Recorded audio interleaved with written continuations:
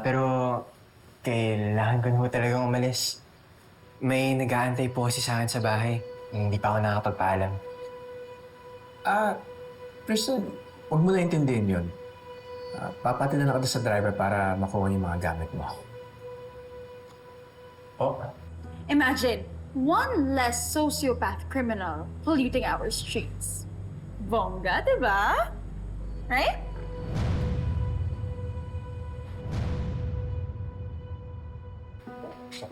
Tristan, to, baka nauuhaw ka na. Sinabi? Ano pinag-uusapan niyo? Love. Gusto ko sana na dito na sa atin mananahan si Tristan. Eh, ako, hindi na po. Okay naman po ako dun sa tinitirahan ko. Ang tagal na naging walay ni Lorena. Kaya hindi naman ako papayag na maghiwalay pa kayo. Saka Tristan, maluwag naman ang bahay namin eh. May extra room para sa'yo. Kaya huwag ka nang tumanggi. Lorena, hindi ba ito naman yung gusto mo? Na magkasama ulit kayo ng kapatid mo? Oo. Ito talaga yung gusto ko. Kaya Tristan, pumayag ka na.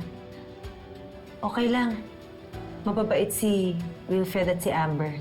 Sigurado ako makakasundo mo agad sila.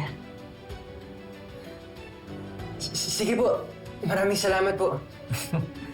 Okay. Sige, kausapin ko si Patrick ha. Sige.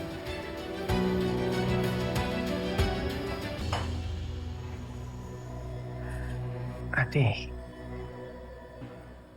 naasiwa talaga akong tumira dito eh. Nagigid ako nakasama ko sila. Pero kailangan kita. Lalo-lalo na ngayon. Please, Tristan. Samahan mo ko.